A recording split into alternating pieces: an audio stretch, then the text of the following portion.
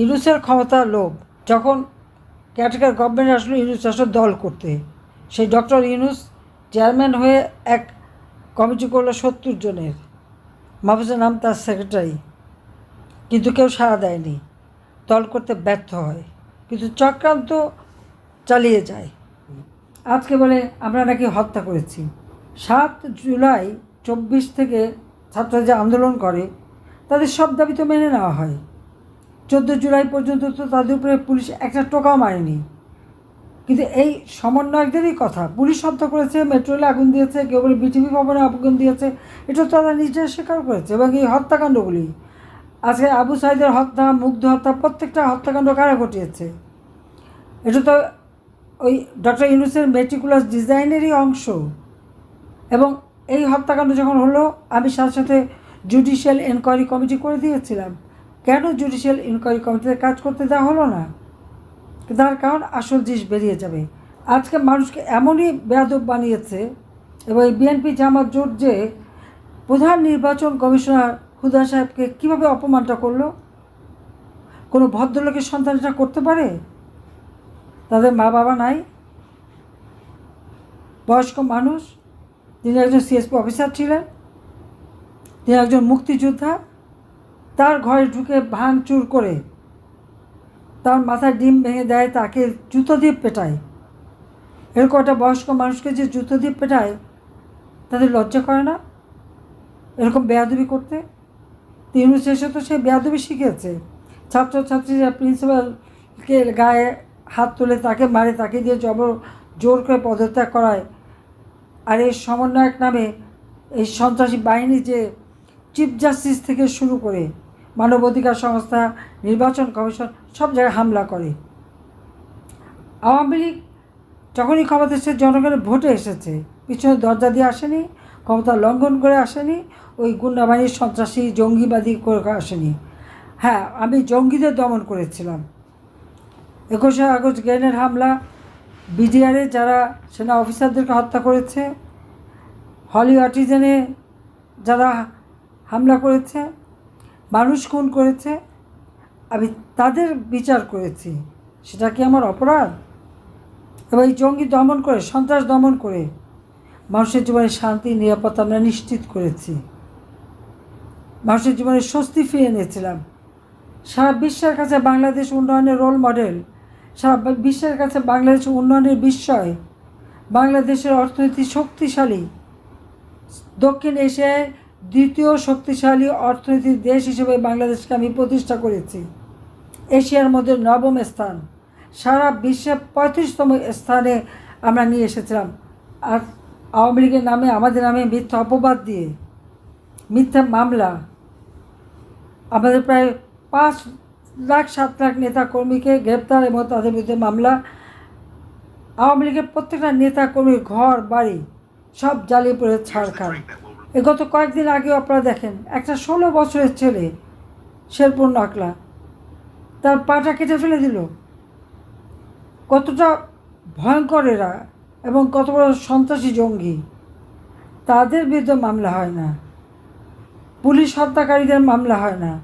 আওয়ামী লীগ নেতাকর্মী সংখ্যালঘুদের উপরে হত্যা করলে সেগুলির মামলা হয় না। পেশাজীবী ডাক্তার, সাংবাদিক, নার্স এদের হত্যা করলে তার কোনো মামলা হবে না। মামলা উল্টো আওয়ামী লীগের বিরুদ্ধে সমস্ত মামলা দিয়ে রেখে দিয়েছে। আমি কেন হত্যা করতে যাব? যখনই এই হত্যাকাণ্ড ঘটেছে আমি জুডিশিয়াল এনকোয়ারি কমিটি করে দিয়েছি। আমি ডক্টর ইউনূসকে জিজ্ঞাসা করি, জুডিশিয়াল এনকোয়ারি কমিটিতে কেন কাজ করতে দেয়নি? যে আজকে ইউনূসে যেভাবে মানুষকে লেলিয়ে দিয়ে এবং বিএনপি জামাত যে প্রধান নির্বাচন কমিশনারকে অপমান করেছে, আমি জানি না এই ধরনের অপমান একটার পর একটা তারা করে যাচ্ছে। আওয়ামী লীগের নেতাকর্মী, মুক্তিযোদ্ধা হ্যান্ডকাপ পরিয়ে তাদের কোর্টে আনে। আর যাদের বদৌলতে আওয়ামী লীগ, তাদেরকে এইভাবে অপমান করে এবং সব মিথ্যা মামলা দেওয়া, হয়রানি করা, খুন করে ইউনূস, বিএনপি জামাত এবং তাদের সমন্বয়করা, আর মামলা দেয় আওয়ামী লীগের নেতা কর্মীর বিরুদ্ধে। ওই কবর থেকে লাশ তুলে বিদেশি এক্সপার্ট নিয়ে এসে পরীক্ষা করে দেখা হোক এই হত্যাকাণ্ড কারা করেছে। ওই 7 .62 বুলেট কারা এনেছে, কাদের হাতে অস্ত্র? এখন তো অনেক ভিডিও বেরিয়ে গেছে। আবু সাইদের হত্যা, মুগ্ধের হত্যা, প্রত্যেকটা হত্যাকাণ্ড তো তাদের পরিকল্পিতভাবে করা। তারেক যে লন্ডন থেকে বুদ্ধি দেয় লাশ ফেলে, সরকার পড়ে যাবে, আর ইউনূসের পরামর্শ আসে লাশ ফেলো, আর তারা লাশ ফেলেছে সমন্বয়করা।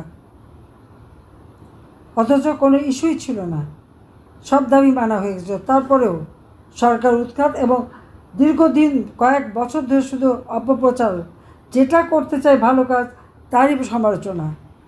আজকে তারা মেট্রো রেলে চলে না, রাস্তায় চলে না, আমার করা একটা প্রতিষ্ঠান উদ্বোধন করে তো বেশ গাল ভরে কথা বলে।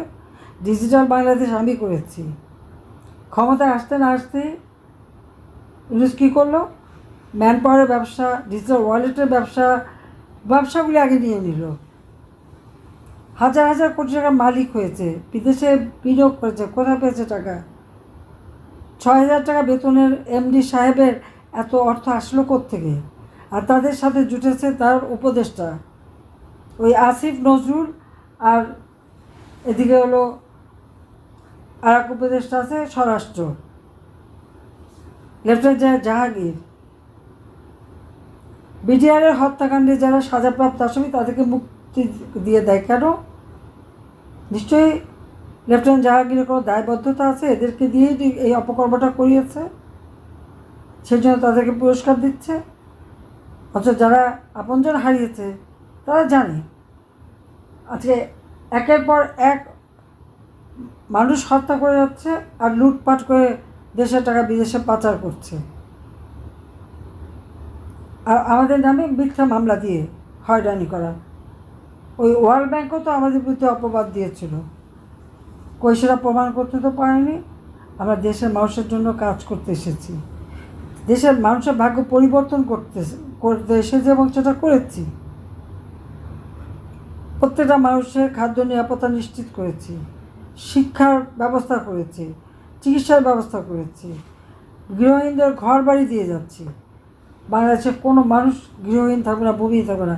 এমনকি দলিত শ্রেণীর জন্য ফ্ল্যাট বানিয়ে দিয়েছি, বস্তিবাসীর জন্য ফ্ল্যাট বানিয়ে দিয়েছি বিনা পয়সায়।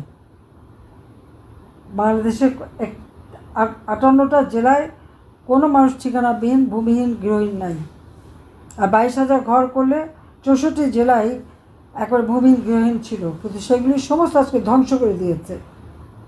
বাংলাদেশের ভাবমূর্তি আজকে কি জঙ্গি রাষ্ট্র, সেখানে দুঃখ লাগে।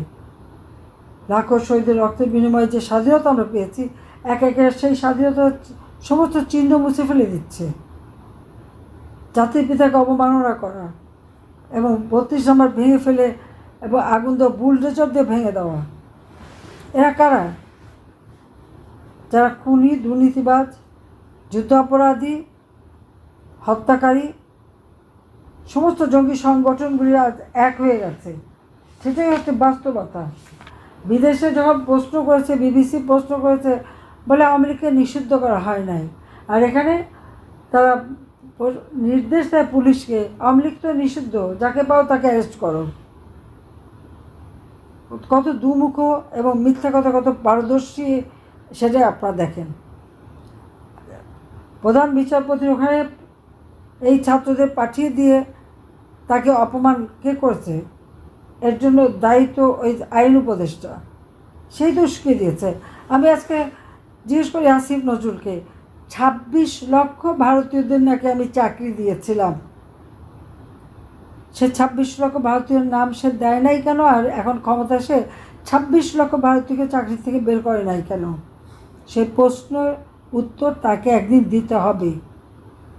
মিথ্যা অপবাদ করে, মিথ্যা কথা বলে মানুষকে বিভ্রান্ত করা। আজকে যে আমাদের তরুণ ছাত্ররা, তারা কি এখন এটা কি উপলব্ধি করতে পারে যে তাদের নিয়ে কী খেলা খেলেছে এরা? ছাত্রদের সাথে যত কিশোরগঞ্জ এবং ওই জেনেভা ক্যাম্পের যত সন্ত্রাসী, এমনকি যাদের ফলস আইডি কার্ড দিয়ে ছাত্র বানিয়ে তাদেরকে ব্যবহার করেছে, দেশটাকে ধ্বংসের দিকে নিয়ে গেছে। কাজে এখানে যখনই কথা বলবে কী কী ক্ষতি হয়েছে, আমি আপনাদের কাছে চাই প্রত্যেক এলাকায়, ইউনিয়ন, উপজেলা, জেলায়, প্রত্যেক এলাকায়, যার যার এলাকায় কতটা ঘর বাড়ি ব্যবসা প্রতিষ্ঠান পুড়িয়েছে, জ্বালিয়েছে, লুট করেছে, তার প্রত্যেকটা নাম, ঠিকানা এবং এই ঘটনা ঘটানোর তারিখ সহ এই ডকুমেন্ট তৈরি করতে হবে। এই সমস্ত ডকুমেন্ট আপনাদের তৈরি করে সমস্ত রিপোর্ট আমি চাই। কত মানুষকে হত্যা করেছে, পরিবারকে হত্যা করেছে, মা চাচিকে পর্যন্ত পুড়িয়ে মেরেছে, ছেলেকে পায়নি মা জায়না বাজুর উপর কুপিয়ে মেরেছে, ছোট্ট শিশুকে পর্যন্ত রেহাই দেয়নি। 3 বছর বাচ্চাকে কারাগারে মার সাথে, বুকের দুধ খায় বাচ্চা, সেই মাকে নিয়ে কারাগারে বন্দি করেছে। এই ধরনের অত্যাচার নির্যাতন চরমভাবে। কাজে এদের হাত থেকে দেশকে মুক্ত করবার জন্য সকলকে ঐক্যবদ্ধ হয়ে নামতে হবে। আওয়ামী লীগকে ব্যান করার এই ইনুসটা কে? জনগণের ম্যান্ডেটে ক্ষমতা এসেছে না সংবিধান মতো ক্ষমতা এসেছে? অবৈধভাবে ক্ষমতা দখলকারী সমস্ত নির্দেশনা সবই অবৈধ, সবই অবৈধ। এখন নাকি সংবিধান বাতিল করে নতুন সংবিধান দেবে। সংবিধান লেখার মতো কি যোগ্যতা আছে? বিদেশি নাগরিক বাংলাদেশে এক কেলেঙ্কারি করে দেশের থেকে চলে গিয়েছিল, তাকে দিয়েছে সংবিধান প্রণয়ন করতে। সংস্কার করবে, আগে নিজে সংস্কার করুন। জনগণের অর্থ আত্মসাৎ করে গ্রামীণ ব্যাংকের টাকা লুট করা, শ্রমিকের টাকা মেরে খেয়ে যে শ্রম আদালতে সাজাপ্রাপ্ত আসামি, সে হয়েছে ক্ষমতাধর, বেআইনিভাবে ক্ষমতায় বসেছে। সে আবার সংস্কার করে, আওয়ামী লীগকে ব্যান করে। আওয়ামী লীগকে ব্যান করার তার কোনো অধিকার নাই। ওই ঘোষণা দিলে ব্যান হয় না। কত ধানে কত চাল সেটা বুঝবে। কাজে আওয়ামী লীগের সমস্ত নেতাকর্মীকে আজকে ঐক্যবদ্ধ হতে হবে এবং এই অন্যায়ের বিরুদ্ধে রুখে দাঁড়াতে হবে। বাংলার জনগণের পাশে দাঁড়াতে হবে। জনগণ ভালো নেই, কারোর জীবনে নিরাপত্তা নেই। যার তার বাড়িতে ঢুকে তাকে লুটপাট ভাঙাচোরা তার হত্যা করে যাচ্ছে। বাংলাদেশের সকল শ্রেণী পেশার মানুষ, কৃষক, শ্রমিক, দিনমজুর, মেহনতি মানুষ থেকে শুরু করে সাধারণ জনগণকে ঐক্যবদ্ধ করে এই দুঃশাসনের বিরুদ্ধে রুখে দাঁড়াতে হবে। দেশের মানুষের জীবনে শান্তি নাই, নিরাপত্তা নাই। এরা লুট করতে এসেছে, মানুষ খুন করে আমাদের আমি মিথ্যা মামলা দেয়। আইসিটি ট্রাইব্যুনালে বিচার করার কোনো অধিকার নেই। ওটা সম্পূর্ণ বেআইনিভাবে এই ট্রাইব্যুনাল গঠন হয়েছে। এটা ছিল যুদ্ধাপরাধীদের বিচারের জন্য, পার্লামেন্টে পাশ করা। তারা সংশোধন এনেছে, পার্লামেন্টে সে আইন পাশ করা হয়নি। কাজে সেটা সম্পূর্ণ বেআইনি। আরও বেআইনি এই কারণে যে যুদ্ধাপরাধীদের পক্ষে যারা ডিফেন্সে ছিল, আজকে সেই জামাতের লোক হচ্ছে সেখানে চেয়ারম্যান, জামাতের লোক হচ্ছে চিফ প্রসিকিউটর, জামাতের লোকই আবার আমাদের আইনজীবী দেয়। আমাদের আইনজীবীর দরকার নাই, কারণ রায় তো তারা দিয়েই দিয়েছে। আবার তো নাটক করার দরকারটা কি? বিচারের নাম এখন নাটক। বাংলাদেশে কোনো আইনের শাসন নাই, বিচার নাই, সবই দলীয়করণ। বৈষম্যহীন আন্দোলনের আজকে রেজাল্ট হচ্ছে সব জায়গায় বৈষম্য। 55% উপর জনগণের সমর্থন আওয়ামী লীগের। ভোটের হিসাব করলে এখনও সেই অবস্থা আমাদের। কালকে নির্বাচন দিলে আওয়ামী লীগই জিতে আসবে, জনগণের ভোট পাবে, আস্থা পাবে, সে আস্থা আছে। ওই 32% ভোট বাড়ানোর মতো ক্ষমতা বিএনপি জামাতে নেই, কারণ তারা জনগণকে লুটপাট করা, খুন করা, জমি দখল করা, অগ্নিসন্ত্রাস করে মানুষের কাছে আরও হেয় প্রতিপন্ন হয়েছে। আর এই এনসিপি এক দল বানিয়েছে সমানে ঘুষ আর টাকা খাওয়ার, বিদেশে সম্পদ বানানোর, সেগুলি সমস্ত হিসাব আমার কাছে আছে। আর ইউনুসের তো গ্রামীণ ব্যাংকের টাকা, গ্রামীণ ফোনের টাকা সমস্ত পাচার করা, শেয়ার মার্কেটের টাকা পাচার করা, নানাভাবে এই অর্থ পাচার করে আজকে সাধু সেজে যাচ্ছে। আর সমস্ত দোষ আওয়ামী লীগের। পুলিশ হত্যার বিচার করতে হবে। আওয়ামী লীগ সহ সংখ্যালঘু সম্প্রদায় এবং আমাদের ডাক্তার, আইনজীবী, পেশাজীবী, সাংবাদিক, যত হত্যা হয়েছে সব হত্যার বিচার করতে হবে। কারণ এই হত্যাকাণ্ডগুলি ঘটিয়েছে যে ছাত্র শিক্ষক যত হত্যা, এই মুগ্ধ অবস্থায় সহ সমস্ত হত্যার দায় হচ্ছে ইউনূসের নিজের মেটিকুলাস ডিজাইনের অংশ। এই হত্যা আমি করিনি, আমাদের কেউ করেনি। পুলিশ মেরে ঝুলিয়ে রাখা, পিঠে পিঠে মারা, অন্তঃসত্ত্বা মেয়েকে মারা, এর বিচার বাংলাদেশে হতেই হবে। আর এইভাবে নির্বাচন কমিশন সহ এদেরকে এইভাবে অপমান করা, আমরা ধিক্কার জানাই যারা এই অপমান করেছে, এবং তাদের শাস্তি দিতে হবে। বাংলাদেশটাকে নিয়ে ছেলে খেলা চলতে পারে না। কাজে সবাই ঐক্যবদ্ধ হয়ে প্রতিরোধ গড়ে তুলুন। জয় আমাদের হবে, জনতার জয় হবে। এই কতগুলি দুষ্কৃতিকারী, জঙ্গি, সন্ত্রাসী, তারা টিকতে পারে না। তাদের বিরুদ্ধে রুখে দাঁড়াতেই হবে। দেশের মানুষের শান্তি নিরাপত্তা ফিরিয়ে আনতে হবে। জাতির পিতা বঙ্গবন্ধু শেখ মুজিবের সোনার বাংলায় ওই সমস্ত যুদ্ধাপরাধী এবং সন্ত্রাসী, জঙ্গি, এই সুদখোর, খুনি ইউনূসগণ, এদের কোনো স্থান নাই। সবাইকে ধন্যবাদ। জয় বাংলা, জয় বঙ্গবন্ধু, বাংলাদেশ চিরজীবী হোক। খোদা হাফিজ।